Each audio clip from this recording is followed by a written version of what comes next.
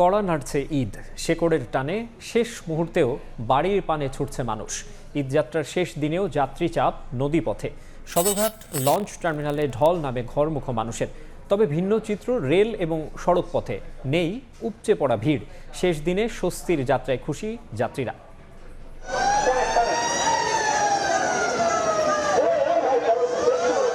ভোরের আলো ফোটার সঙ্গে সঙ্গেই হাজারো মানুষের স্বপ্নযাত্রার বাহন হয়ে সদরঘাট থেকে ছেড়ে যায় একের পর এক লঞ্চ।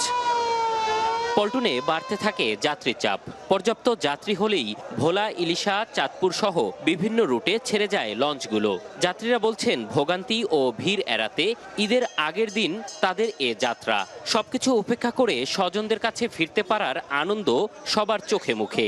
ছেলে মেয়ে আছে, আনন্দ করবো, ঈদ করবো। কালকে রাস্তা জাম ছিল দিকে আজকে সকালে রওনা দিছি। চিজি আইসক্রিমের সাথে ভেলভেটি কেকের মিশ্রণে পোলার রেড ভেলভেট আইসক্রিম। মন ভালো থাক। সদরঘাট লঞ্চ টার্মিনাল পরিদর্শন করে নৌপরিবহন প্রতিমন্ত্রী রাজীব হাসান বলেন, এবার ফিরতি যাত্রার জন্য তৈরি হচ্ছে নৌপরিবহন মন্ত্রণালয়।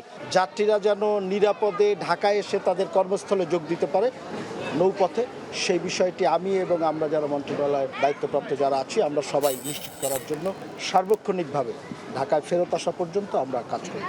সকাল থেকেই ভিন্ন চিত্র কমলাপুর রেল স্টেশনে।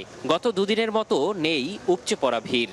স্বস্তি নিয়ে স্বজনদের সঙ্গে ঈদ করতে বাড়ি ফিরছেন রেল যাত্রীরা। আজকে একটু ঝামেলা কম হবে, তার জন্য মূলত বেছে নেওয়াটা। সাথে ওঠার কারণ হয়েছে মনে করি একটু বাবু পাতা সহজ হয় তো এরকম সহজে থাকে না, তবে আজকে অনেকটাই এই যে ফাঁকাটা, এটা আসলে খুব সুন্দর, শান্তিপ্রিয় লাগছে।